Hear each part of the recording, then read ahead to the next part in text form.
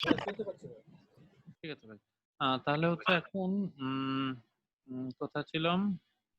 এই তো হিস্ট্রি নিয়ে এরকম কিছু দেখবেন এক্সামিনেশনের মধ্যে দেখবেন ব্লা ব্লা ওইগুলোর দিকে যাব না। ইমেজিং এর মধ্যে তো আমি এক্স-রে করব এবং বুঝতেই পারছেন এখানে এক্স-রে তে মাঝে মধ্যে আনডিসপ্লেসড ফ্র্যাকচার থাকলে অনেক সময় দেখা যায় না। ঠিক আছে? সেক্ষেত্রে আমার সিটি লাগতে পারে, বোন স্ক্যান লাগতে পারে, এমআরআই লাগতে পারে। ওগুলো নন স্পেসিফিক ট্রিটমেন্ট। ট্রিটমেন্টের ক্ষেত্রে নন অপারেটিভটা মানে সাধারণত is not an option. Only considered in patient who are nonambulator, have minimal pain and high risk একটাই ইন্ডিকেশন। যে পেশেন্টের সার্জিক্যাল ইন্টারভেনশন 70-80 বছর বয়সের মানুষ একটা সার্জারি করার মতো তার ফিজিক্যাল কন্ডিশন নেই। এএসএ গ্রেড 3 অর মোর মানে জি জি হ্যাঁ, পাভেলকে অ্যাড করেন, পাভেল ওয়েট করছে। এএসএ গ্রেড 3 মানে grade more than 2 high risk of surgical intervention থাকলে তাদের ক্ষেত্রে আমরা মেনে নেই যে আচ্ছা ঠিক আছে নন অপারেটিভ, কিন্তু this is not an option. মূল আমার হিসাব হচ্ছে অপারেটিভ। নেক ফ্র্যাকচার হচ্ছে আমি অডিফ করব। ঠিক আছে? অডিফের ছবিগুলি কি আছে? দাঁড়ান, অডিফের ছবি আমার অ্যাপটিতে আছে। ভাইয়া আমি না মিস করে গেছি, একটু বলবেন কি বলছিলেন? বলেন কি বললাম? আমি ভাইয়া শুনতে পাই না। আমি অন্য একজন বলেন কি বললাম? হ্যাঁ, তেমন কিছুই বলে নাই, খালি বলছে যে হিস্ট্রি নিব, হিস্ট্রি নিয়ে কনফার্ম করব। এক্স-রে তে মাঝে মাঝে নন ডিসপ্লেস ফ্র্যাকচারটা বোঝা যায় না, তখন সিটি স্ক্যান এমআরআই করতে পারি। এরপর করার পর কনফার্ম করার পর অপারেটিভ প্রসিডিউরে যেতে হবে। নন অপারেটিভ প্রসিডিউর ইউজুয়ালি আমরা যাই না, যদি ওই যে ভাইয়া বলছিল ইয়াং পেশেন্ট যদি থাকে না, তাদের ইয়াং ছাড়া। পেশেন্ট না, ও sorry sorry old sorry sorry, patient, যারা একদম বয়স old old debilitated patient, patient যাদের যাদেরকে সার্জারি অপারেশন করলে করলে হ্যাঁ রিস্ক আছে আর কি, তো রিস্ক আছে, তাদেরকে আমরা খুব কোমরবিড হ্যাঁ কন্ডিশন খুব বেশি, তাদের ক্ষেত্রে ছাড়া আমরা নন অপারেটিভটা ইজ নট অ্যান অপশন। এখন অপারেশন করব, অপারেশনের ক্ষেত্রে এই অপারেশনটা আগে দেখেন না। এটা কি করেছে দেখেন, কি করেছে? ফিউমারাল নেক ফ্র্যাকচার ছিল, ঠিক আছে? প্লেট স্ক্রু করছে না, এটা প্লেট স্ক্রু না, না, এটা শুধু স্ক্রু। 3টা স্ক্রু দিয়ে দিয়েছে শুধু। ঠিক আছে? এখন 3টা স্ক্রু দিব শুধুমাত্র কাদের ক্ষেত্রে, ঠিক আছে? 3টা স্ক্রু দিয়ে দিয়েছে, দেখেন 3টা স্ক্রু দিয়েছে এবং স্ক্রুগুলি যদি একটু মনোযোগ দিয়ে দেখেন, দেখেন স্ক্রুয়ের থ্রেড গুলো এই জায়গায় আছে, তাই না? ঠিক আছে? আর এই জায়গাটা দেখেন স্মুথ, ঠিক আছে? তো আমি ধরেন ড্রিল করলাম, করে এটা ড্রিল করলাম, আমাদের ড্রিল মেশিন থাকে, ড্রিল মেশিন দিয়ে ড্রিল করলাম। তারপরে এই জায়গা দিয়ে স্ক্রুটা টাইট দিলাম। টাইট দিতে গেলে এই মাথাটা, এই হেডটাকে টেনে এদিকে নিয়ে আসবে কি আসবে না?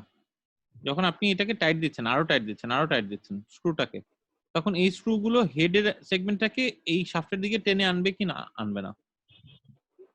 আনবে ভাইয়া, মানে আনবে। অ্যাসিটাবোলামের দিকে আনবে কি আনবে না, এটা অ্যাসিটাবোলামের না, বলতে এই যে ট্রকেন্টারের দিকে নিয়ে আসবে কিনা? আপনি এখান হ্যাঁ থেকে হ্যাঁ স্ক্রু দিচ্ছেন, তারপর এটা টাইট দিচ্ছেন। টাইট দিলে কি হবে? স্ক্রুটা একদম টাইট করে দিয়েছেন, তাহলে এই হেডটা এসে একদম এই জায়গায় ইম্প্যাক্টেড হয়ে যাবে এবং আমরা ওইটাই চাই আর কি। যে আমরা 3টা এই পারকিটনেস দিতে পারি, আমরা মিনিমালি ওপেন করেও দিতে পারি, কিন্তু 3টা স্ক্রু দিয়ে দিলাম, এটা একটা অপশন হতে পারে। হ্যাঁ, যে এটা হচ্ছে ফিমোরাল নেক স্ক্রু, ঠিক আছে? 3টা স্টেবিলাইজড উইথ কি বলে cannulated screw, what ever it, ক্যানুলেটেড ট্যানুলেটেড আপনার বুঝতে হবে না, 3টা স্ক্রু দিয়ে ফিক্স করে ফেলা যায়, একটা অপশন। আমি 3টা স্ক্রু দিয়ে ফিক্স করে দিলাম। আচ্ছা, এই ডিভাইসটার নাম একটু দেখে রাখবেন। ওই আরেকটা অপশন হচ্ছে যে না আমি স্ক্রু দিয়ে ফিক্স করব না। এখন ধরেন ধরেন স্ক্রু দিয়ে ফিক্স করব কাদের ক্ষেত্রে? যাদের আমি আশা করছি যে ফ্র্যাকচারটা মে হিল, আমি আশা করছি ফ্র্যাকচারটা হিল হওয়ার একটা পসিবিলিটিস আছে, তাদের ক্ষেত্রে আমি ফ্র্যাকচার একদম গ্যাপটা কমিয়ে দিয়ে শক্ত করে লাগিয়ে রাখবো। তো কাদের ক্ষেত্রে ফ্র্যাকচারটা হিল হওয়ার পসিবিলিটিস আছে বলেন তো ভাই? ইয়াংদের না বয়স্ক? ইয়াং পেশেন্ট, তো ইয়াং ইয়াং ভাইয়া। পেশেন্টের যদি আমি কোনো কারণে পাই যে ফিমেল নেক ফ্র্যাকচার, ঠিক আছে, আমি চাচ্ছি না 30 বছর বয়সের একটা ছেলেকে ফিমেল হেডটা ফেলে দিতে, 40 বছর বয়সের একটা মানুষ, আমি তার ক্ষেত্রে স্ক্রু দিয়ে ফিক্স করে দিব। কিন্তু যদি পেশেন্টের বয়স হয় 80, 90, ঠিক আছে, এবং তাহলে this is the primary modality the option. কি আমরা কি করেছি এখানে? হেডটাকে রিপ্লেস করে দিয়েছি, এখানে আমি হেমি আর্থ্রোপ্লাস্টি করে ফেলেছি। আর এইটা দেখতে যদিও হেমি আর্থ্রোপ্লাস্টি মনে হচ্ছে, কিন্তু এটা আসলে টোটাল জয়েন্টটাকে রিপ্লেস করেছে, কিন্তু এটা হচ্ছে আমার আহ, নন মেটালিক কাপ দিয়েছে, সেজন্য এটা। তো হেমি আর্থ্রোপ্লাস্টি অথবা টোটাল জয়েন্ট রিপ্লেসমেন্ট দুটার একটা অপশন। ঠিক আছে, বোঝা গেল ভাই?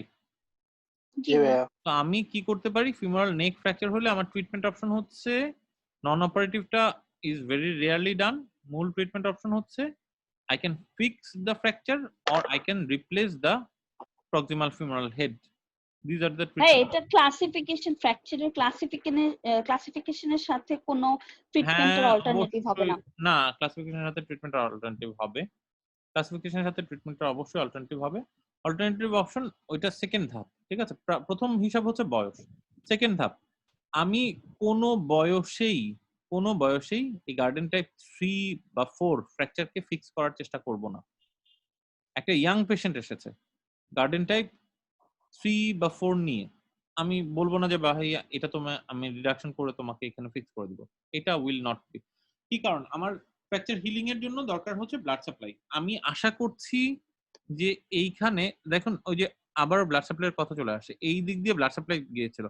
আমি আশা করছি এখানে কিছু ব্লাড ভেসেল যদি ইনট্যাক্ট থাকে, সেই ব্লাড ভেসেল গুলো থেকে হয়তো ফ্র্যাকচারটা হিল হবে।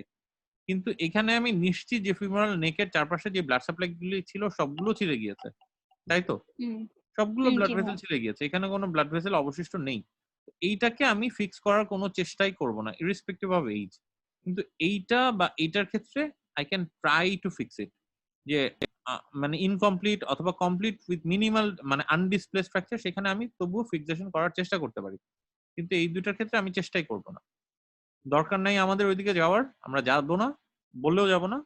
আমরা শুধু জানবো যে ফিমেল গার্ডেন ক্লাসিফিকেশন কমপ্লিট আর ইনকমপ্লিট। এই গার্ডেন ক্লাসিফিকেশন বেসিসে these are the clinical findings. Imaging এগুলি ট্রিটমেন্টের মধ্যে non operative is not an option. মূল সবসময় সাধারণত আমরা কি করি, ক্যানুলেটেড স্ক্রু দিতে পারি অথবা স্লাইডিং হিপ স্ক্রু এর কথা এখন মাথায় রাখে না, হেমিআর্থ্রোপ্লাস্টি অথবা টোটাল জয়েন্ট রিপ্লেসমেন্ট করতে পারি।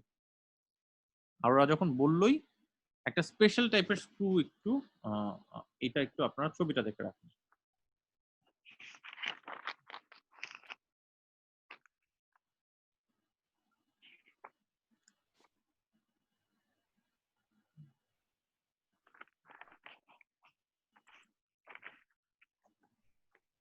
ডিএইচএস এর নাম শুনছেন? Dynamic hip screw. এটা একটা স্পেশাল টাইপের স্ক্রু, ডাইনামিক হিপ স্ক্রু। নাম না শুনলে নাম শুনবেন। ঠিক আছে? সিস্টেমটা হচ্ছে এই রকম।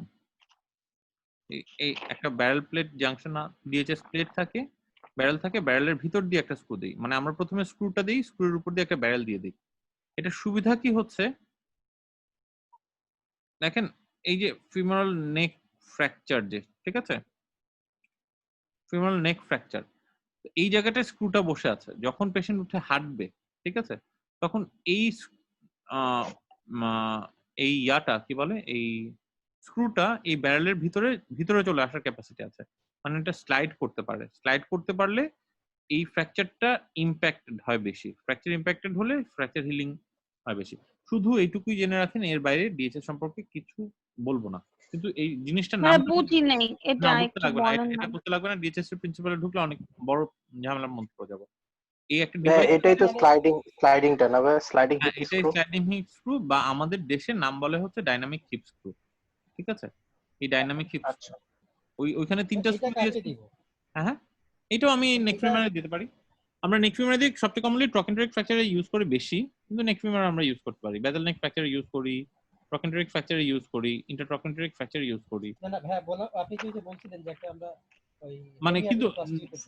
হ্যাঁ, মানে মূল কথা এই যে এটা করে তো আমি ফিক্সেশন করছি। ফিক্সেশন কাকে করবো? ইয়াং পেশেন্টকে ও আচ্ছা আচ্ছা, ফিক্সেশন এটা ইয়াং করতে, ইয়াং পেশেন্ট হবে ভাই। তখন এটা করে আমি ফিক্স করছি, ফিক্স করব আমি ইয়াং পেশেন্টকে। ওই তিনটে স্ক্রু আমরা যেটা করি যে বাচ্চাদের যদি ফিমোরাল নেক ফ্র্যাকচার হয়, তখন যদি ফিক্সেশনের অপশন থাকে আমরা ফিক্স করি হচ্ছে স্ক্রু দিয়ে। ধরুন একটা 4 বছর 5 বছরের বাচ্চা, 10 বছরের বাচ্চা, তার জন্য তো মানে ইভেন যদি ডিসপ্লেসড হয়, ঠিক আছে, 10 বছরের বাচ্চার ক্ষেত্রে গ্রসলি ডিসপ্লেসড, তার ক্ষেত্রেও তো আমি চাই না যে এইটা পুরোটা ফেলে দিতে।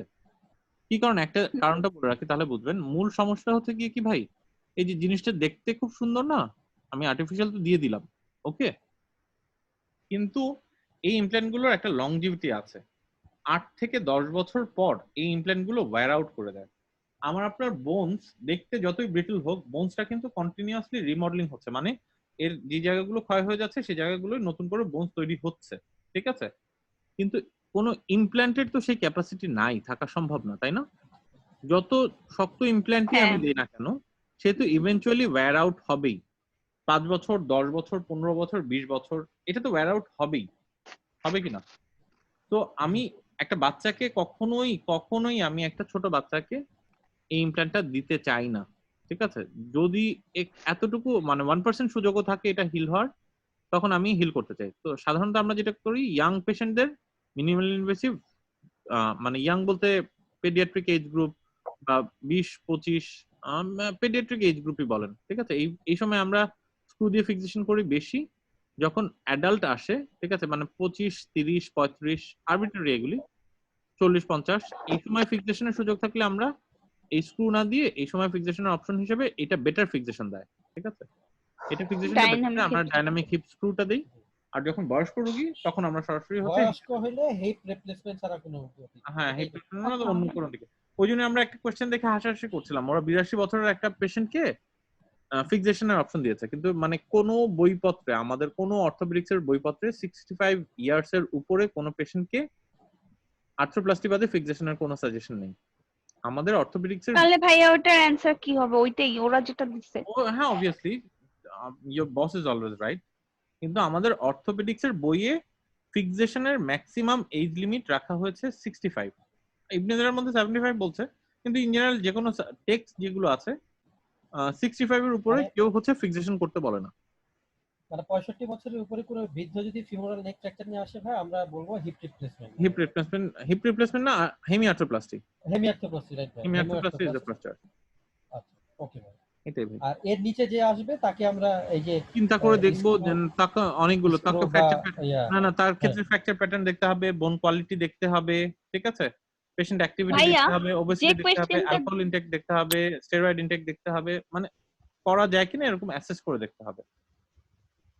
ভাইয়া যে কোয়েশ্চেনটা ওই যে 82 ইয়ার্স পেশেন্টের জন্য ওরা বলতেছিল যে ফিক্সেটার দিবে, ওখানে কি টাইপ 1 টাইপ 2 এগুলা কি দেয়া ছিল? কোন টাইপের আমার ক্লাসিফিকেশনের? কোশ্চেনটা ভালো খেয়াল নেই, আমরা তো ওই শেষের দিকে কোশ্চেন তাড়াহুড়ো করে দেখতে চাচ্ছিলাম। আপনি প্রিন্সিপালটা তো জানলেন, ঠিক আছে, হ্যাঁ জি ভাই। ম্যানেজমেন্ট অপশনে, এবং ফিমারের ক্ষেত্রেই একমাত্র যেটা দেখলাম যে এই আমার নেক ফিমারের ক্ষেত্রেই ম্যানেজমেন্ট অপশন গুলো জানতে চেয়েছে, যে হুম। কি করব না করব, অন্য ফ্র্যাকচারের ক্ষেত্রে এটা তেমন জানতে চাইনি, তাই তো? জি আমরা জি ভাইয়া। ভাইয়া। এদিকে যাব না, ডিসিস টিসিস এর দিকে তো আপনাদের লাগবে না। ভাইয়া ওই যে 3টে স্ক্রু যে বললেন ওইগুলা কি ক্যানুলেটেড স্ক্রু?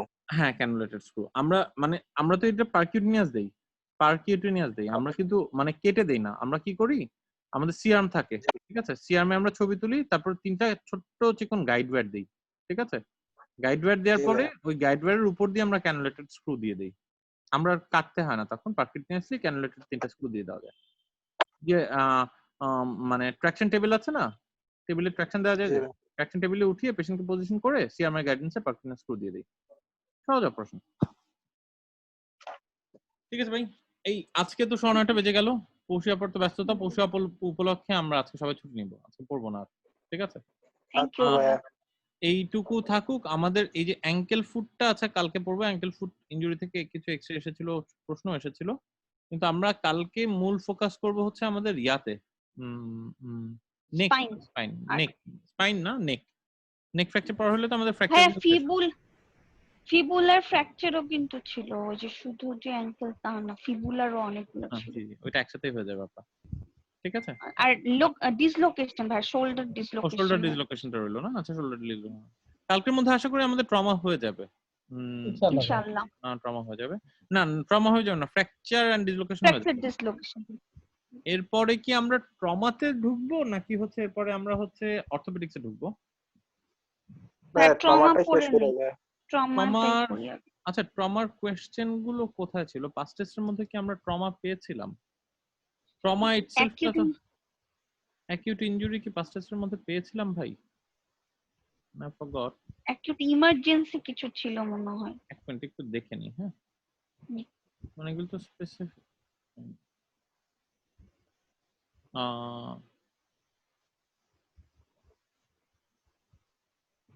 ভুলে গেল কেন?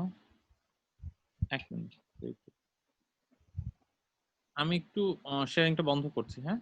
ফাস্টেস্ট ল ধন্যবাদ। আচ্ছা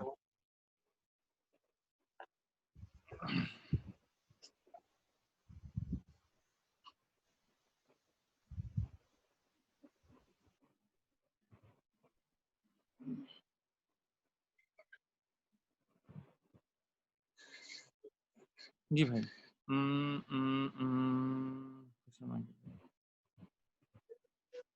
না কন্টিনিউ না continue না।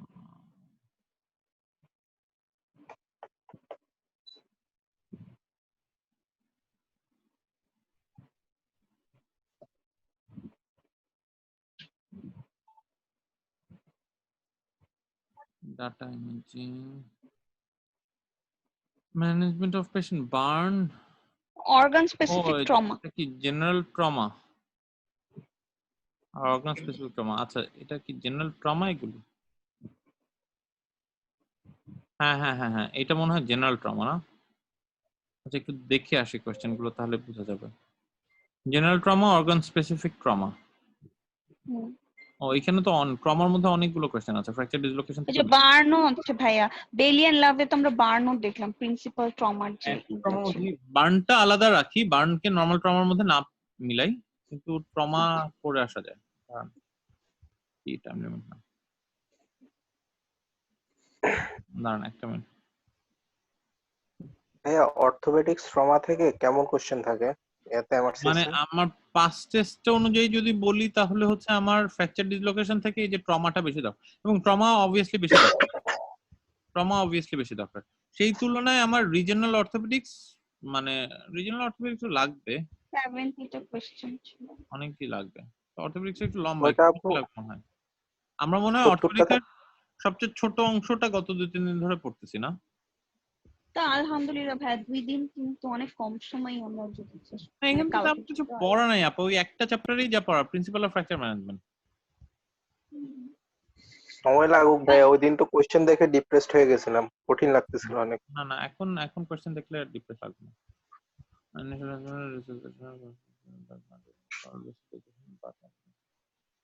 হ্যাঁ এটা এটা হচ্ছে পিওর ট্রমার কোশ্চেন আর কি, বুঝছেন? এগুলো হচ্ছে ট্রমার কোশ্চেন।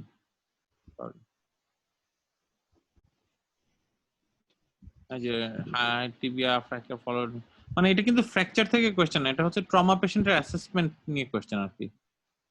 আচ্ছা তাহলে ভাই ট্রমাই পড়বো নি, জেনারেল ট্রমা। ট্রমা পড়বো না তাহলে, ট্রমা পড়বো মানে কালকে তাহলে ট্রমার কোশ্চেন গুলো দেখবো, তাই তো? জি ভাই। ট্রমার কোশ্চেন গুলো কালকে দেখবো। ওকে, আগে ফ্র্যাকচারটা শেষ করে নিই।